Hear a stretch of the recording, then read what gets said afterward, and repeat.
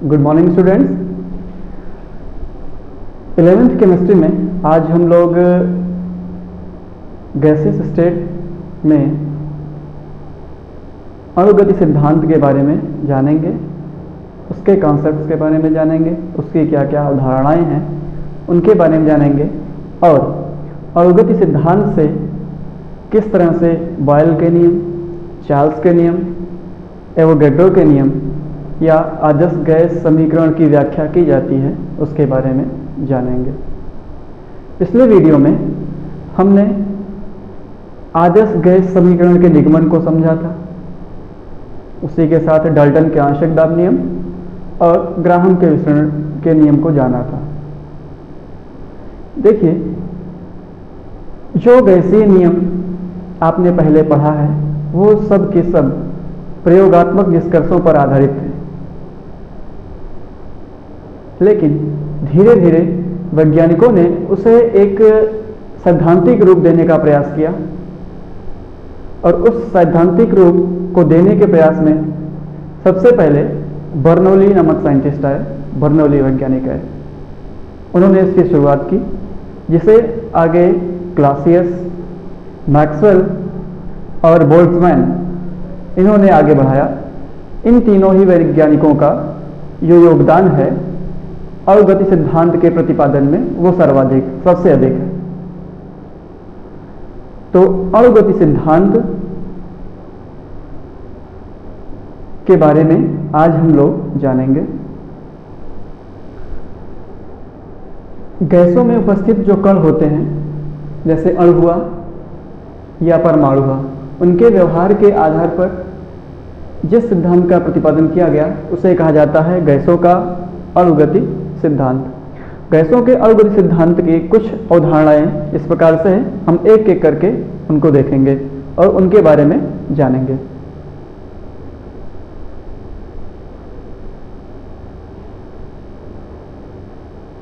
तमाम अवधारणाएं ऐसी हैं जिनके बारे में आप पहले से ही जानते हैं, आप सुन चुके हैं, जान चुके हैं और समझे होंगे। उनके बारे में पहले से कुछ बातें आप जानते होंगे, उन्हें ही हम एक एक करके पढ़ेंगे। और कुछ बातें ऐसे भी हैं जिनके बारे में आप नहीं जानते होंगे, उन्हें हम यहाँ पे देखेंगे। पहली अवधारणा यह है कि प्रत्येक गैस छोटे छोटे कणों से मिलकर बनी होती है, जिन्हें अणु कहते हैं। गैसें जो होती हैं वो छोटे पार्टिकल से मिलकर बनी होती हैं, जिन्हें अणु या फिर मॉलिक्यूल कहते हैं। दूसरी अवधारणा, अणुओं का आकार इतना छोटा होता है कि इनका कुल आयतन गैस के कुल आयतन की तुलना में नगण्य होता है। यदि गैस है तो गैस के अणु एक दूसरे से अधिक दूरी पर स्थित होते हैं और अनियमित गति करते रहते हैं। तो जो गैसों का पूरा आयतन होता है उसमें अणुओं का आयतन बहुत कम होता है, लगभग नगण्य होता है। यही बात बताई जा रही है कि गैसों के कुल आयतन की तुलना में गैस के अणुओं का आयतन बहुत कम होता है, नगण्य होता है। अगली अवधारणा है, गैस के अणु सदैव गतिशील अवस्था में रहते हैं तथा भिन्न भिन्न परंतु स्थिर वेग से सभी दिशाओं में अनियमित गति करते हैं। गैसों के बीच में, गैस के अणुओं के बीच में इंटरमॉलिक्यूलर स्पेस जो होता है बहुत ज्यादा होता है और उस स्पेस में गैसेस मॉलिक्यूल्स रैंडमली मोशन करते रहते हैं, अनियमित गति करते रहते हैं। वो आपस में एक दूसरे से टकराते रहते हैं और अपनी दिशा को लगातार बदलते रहते हैं। यदि कोई अणु एक सरल रेखा में गति कर रहा है और उस अणु की टक्कर किसी दूसरे अणु से होती है तो टक्कर के पश्चात दोनों ही अणुओं की दिशा बदल जाती है। इस तरह से गैसों में जो अणु होते हैं वो अनियमित गति करते रहते हैं।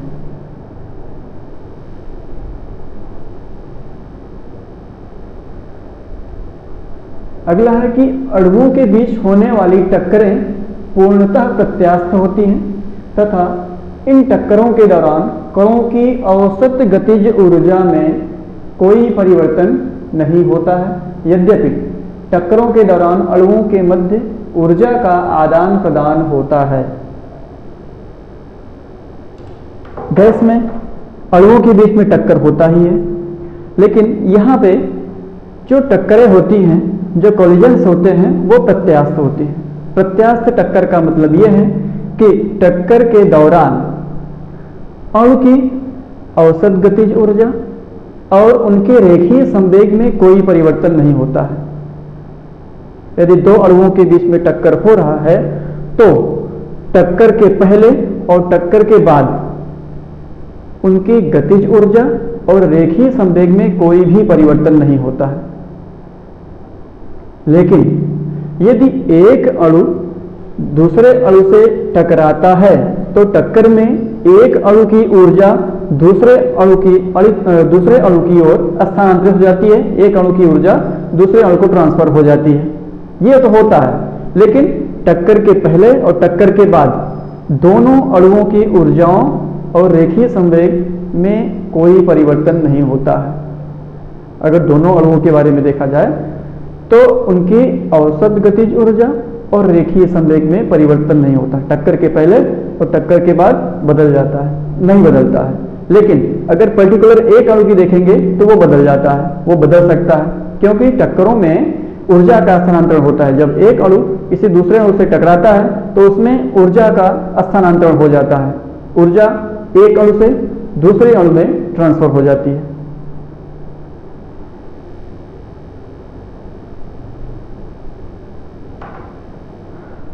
अगली अवधारणा यह है कि इन कणों पर गुरुत्व का प्रभाव नगण्य होता है। गैसीय अणुओं पर ग्रेविटी लगभग ना के बराबर काम करती है। जो गुरुत्वाकर्षण होता है उसका प्रभाव नगण्य होता है, लगभग काम नहीं करता है।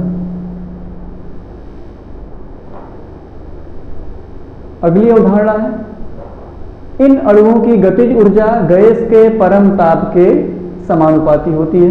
ये बात आप पहले भी पढ़ चुके हैं कि अणुओं की गतिज ऊर्जा परम ताप के समानुपाती होती है। Kinetic energy is directly proportional to absolute temperature.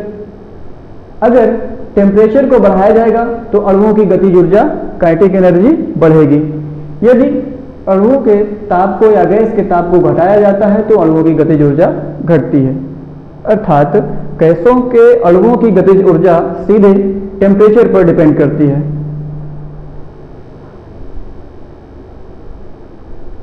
और लास्ट पॉइंट इसमें है कि प्रत्येक गैस बर्तन की दीवारों पर दाब डालती है, क्योंकि गैसों के अणु बर्तन की दीवारों से टकराते रहते हैं। जब किसी बर्तन में गैस को रखा जाता है तो गैस के अणु रैंडमली मोशन करते रहते हैं, जिगजैग मोशन करते रहते हैं, अनियमित गति करते रहते हैं, जिसमें गैस के अणु आपस में तो टकराते ही हैं, साथ साथ बर्तन की दीवारों पर भी टक्कर मारते हैं। अर्थात हम कह सकते हैं कि बर्तन की दीवार पर बल लगाते हैं या दाब लगाते हैं। एकांक क्षेत्र पर लगाए गए बल को दाब कहते हैं। तो इस तरह से जब किसी गैस को किसी भी बर्तन में रखा जाता है तो गैस के अणु उस बर्तन की दीवार पर दाब डालते हैं। तो ये कुछ महत्वपूर्ण बिंदु थे जो गैसों के अवगति सिद्धांत से आए हैं।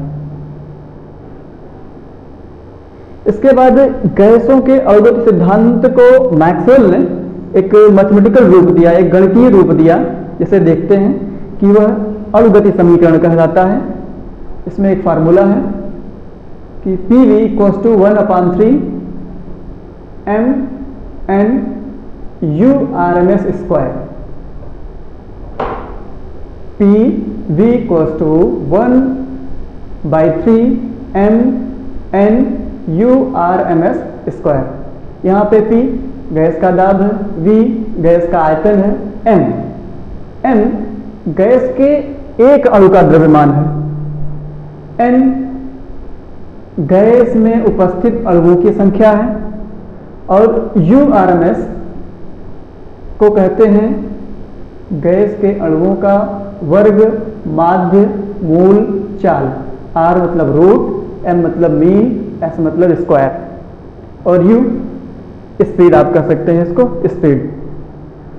रूट मीन स्क्वायर वेलोसिटी या रूट मीन स्क्वायर स्पीड जो होती है वह गैस के अणुओं के, चालों के वर्गों के औसत का वर्गमूल होता है, जिसे URMS या वर्ग माध्य मूल चाल कहा जाता है। तो एक फार्मूला है जो कि अणुगत सिद्धांत से आया, या हम कह सकते हैं यह गैस के अणुगत सिद्धांत का गणितीय रूप है। PV = 1/3 mn URMS square. अब देखिए जो ये गणितीय रूप है या यह समीकरण है, अणुगत समीकरण है, इसकी सहायता से आपने जो पहले के गैसीय नियमों को पढ़ा है, बॉयल का नियम, चार्ल्स का नियम, एवोगैड्रो का नियम या आदर्श गैस समीकरण को पढ़ा है, हम उनको डिराइव कर सकते हैं। यहां से हम उन गैसीय नियमों का निगमन कर सकते हैं या उनकी व्याख्या कर सकते हैं कि वो गैसीय नियम आए कहां से। इस क्रम में सबसे पहले हम देखते हैं बॉयल के नियम को, लेकिन उसके पहले यहां से देखिए जाए कि अणुगतिक समीकरण है PV = 1/3 mn URMS स्क्वायर। यदि इसमें इस समीकरण में 2 से गुणा और 2 से भाग कर दिया जाए तो कोई फर्क नहीं पड़ेगा, कोई अंतर नहीं आएगा। तो हमने क्या किया कि इस समीकरण में 2 से गुणा और 2 से भाग दे दिया। अब 2/3 को एक साथ ले लिया और 1/2 को अलग कर लिया। ये हो गया 2/3 हाफ mn URMS स्क्वायर। यहां पे n गैस के अणुओं की संख्या है। यदि गैस के अणुओं की संख्या को 1 मोल माना जाए तो वह 6.023 × 10⁻23 के बराबर होगा, और इस संख्या को एवोगैड्रो नंबर कहते हैं या एवोगैड्रो संख्या कहते हैं, जिसे Na से डिनोट किया जाता है। तो हम यहाँ पे n की जगह पे Na लिख सकते हैं, जिसका मतलब है एवोगैड्रो नंबर। अब देखिए यहां से half m U square RMS कह सकते हैं।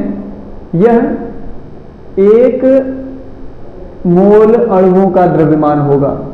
Na × m 1 मोल अणुओं का द्रव्यमान होगा। तो ये इतना टर्म जो है इसे हम द्रव्यमान कह सकते हैं, और ये स्पीड है, गैसों के अणुओं की चाल है, आप सामान्यतः कह सकते हैं। तो हाफ m V स्क्वायर की तरह है, जिसका मतलब होता है गतिज ऊर्जा, काइनेटिक एनर्जी होती है वो हाफ mv स्क्वायर होती है, 1/2 गुणे द्रव्यमान गुणे चाल की घात 2, जिसे गतिज ऊर्जा कहा जाता है। तो इतना टर्म गतिज ऊर्जा हो गई, लेकिन किससे गतिज ऊर्जा हुई? Na अणुओं की। Na मतलब 1 मोल अणुओं की। तो हम इसे कह सकते हैं काइनेटिक एनर्जी पर मोल, अर्थात 1 मोल अणुओं की गतिज ऊर्जा हो गई इतना, हाफ mNa URMS स्क्वायर, और यहां पे 2/3 है। हम लिख सकते हैं इसे PV = 2/3 × K × कैपिटल T। अच्छा, कैपिटल T आया कहां से? अभी हमने कुछ देर पहले ही पढ़ा है, आपको दिखाते हैं कि यहां पे काइनेटिक एनर्जी जो होती है वो एब्सोल्यूट टेम्परेचर के डायरेक्टली प्रोपोर्शनल होती है, इसके समानुपाती होती है। तो जहां पे काइनेटिक एनर्जी लिखा गया था उसकी जगह पे हम परमताप T को लिख सकते हैं। वही काम यहां पे किया गया है। क्या किया गया है कि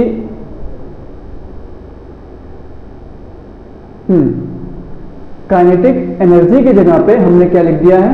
T, और वहां पे एक नियतांक लगा दिया गया है K डैश।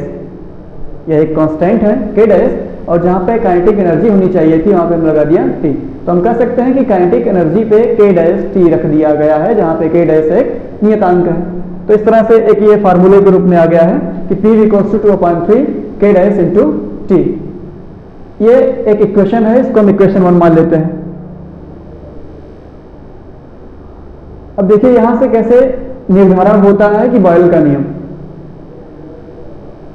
समीकरण 1 कहता है PV = 2/3 K डैश × T, जहां पे K डैश एक कांस्टेंट है। अगर T को कांस्टेंट कर दिया जाए, यदि ताप को स्थिर कर दिया जाए, तो यदि एक तरह का कांस्टेंट हो जाएगा, ये भी कांस्टेंट हो जाएगा। तो इन दोनों नियतांकों का गुणनफल भी एक नियतांक होगा। तो हम कह सकते हैं कि पी वी बराबर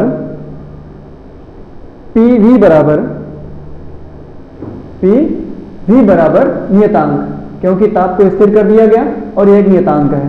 तो आ जाएगा पी वी बराबर कांस्टेंट, या इसी बात को हम लिख सकते हैं V is inversely proportional to P। कब? जब ताप स्थिर होगा।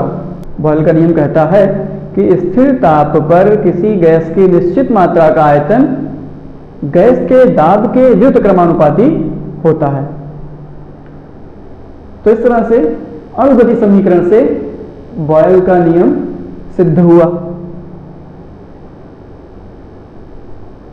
आगे देखते हैं चार्ल्स के नियम को, कि चार्ल्स का नियम कैसे डिराइव किया जा सकता है अणुगति समीकरण से। हमको मिला था समीकरण पीवी बराबर 2/3 K डैश इंटू टी। यदि यहां पे दाब को स्थिर कर दिया जाए, यह नियतांक है, ये एक संख्या है जो भी ये भी नियतांक है, तो दाब को स्थिर करने पर V और T में संबंध मिलता है कि V upon T equals to constant, या फिर V is directly proportional to T। स्थिर दाब पर किसी गैस की निश्चित मात्रा का आयतन उसके परम ताप के समानुपाती होता है, और यही चार्ल्स का नियम है। तो बॉयल का नियम, चार्ल्स का नियम हमने दिखाया कि कैसे आ सकता है अणुगति समीकरण से। इसके बाद आदर्श गैस समीकरण की चर्चा करते हैं। उसी समीकरण से पीवी बराबर 2/3 K डैश इंटू टी। यहां पे 2/3 K डैश एक नियतांक है, और यदि इसे हम गैस कांस्टेंट मान लें, इसकी जगह पे यदि R लिखें, गैस कांस्टेंट जो होता है, तो ये फार्मूला हो जाएगा PV equals to RT। PV equals to RT। PV बराबर nRT आदर्श गैस समीकरण है, जहां पे n गैस के मोलों की संख्या है। यदि n को हम 1 मानते हैं, गैस के मोलों की संख्या 1 हो, तो फार्मूला हो जाएगा PV इक्वल्स टू RT। तो इस तरह से अणुगति समीकरण से ही आदर्श गैस समीकरण आया, PV इक्वल्स टू RT।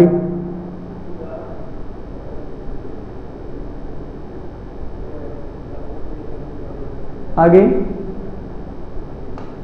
देखते हैं एवोगैड्रो का नियम।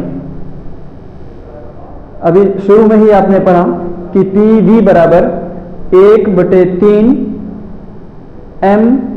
mNURMS square. वहां से अगर दो गैसों के लिए लिया जाए कि ताप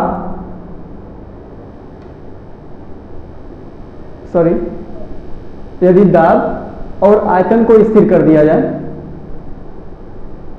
यदि दाब को और आयतन को स्थिर कर दिया जाता है, तो क्या होगा? PV बराबर 1/3 M1 N1 U1 स्क्वायर। ये 1 जो सफिक्स है, यह पहली गैस के लिए है, और इसी दशा में, इसी परिस्थिति में दूसरी गैस है जिसके लिए PV बराबर 1/3 M2 N2 U2 स्क्वायर। ये पहली गैस के लिए और ये दूसरी गैस के लिए। इन दोनों समीकरणों में यदि देखा जाए तो PV और PV बराबर है, लेफ्ट हैंड साइड बराबर है, तो अपने आप राइट हैंड साइड बराबर हो जाएगा। तो दोनों समीकरणों को, उनके दाहिने पक्ष को अगर बराबर करते हैं तो आएगा M1 N1 U1 square equals to M2 N2 U2 square. लेकिन समान ताप पर गतिज ऊर्जा तो समान होगी। गतिज ऊर्जा जो होती है, काइनेटिक एनर्जी, वह परम ताप के समानुपाती होती है। अगर ताप समान है तो अणुओं की या गैसों की गतिज ऊर्जा भी समान होगी, गैस के अणुओं की गतिज ऊर्जा भी समान होगी। तो इसलिए हाफ M1 U1 स्क्वायर बराबर हाफ M2 U2 स्क्वायर। ये पहले गैस के अणुओं की गतिज ऊर्जा और ये दूसरे गैस के अणुओं की गतिज ऊर्जा है, बराबर होगी। कब? जब ताप को भी समान कर दिया जाएगा। पहले हमने आयतन को और दाब को समान किया, अब ताप को भी समान करते हैं। तो दोनों ही गैस के अणुओं की गतिज ऊर्जा भी समान होगी। और यदि m1 u1 square m2 u2 square के बराबर होगा, m1 u1 square m2 u2 square के बराबर होगा, तो n1 बराबर n2 हो जाएगा। क्या आएगा? n1 बराबर n2, अर्थात ताप दाब की समान परिस्थितियों में भिन्न भिन्न गैसों के समान आयतन में गैस के मोलों की संख्या समान होती है, और यही एवोगैड्रो का नियम है।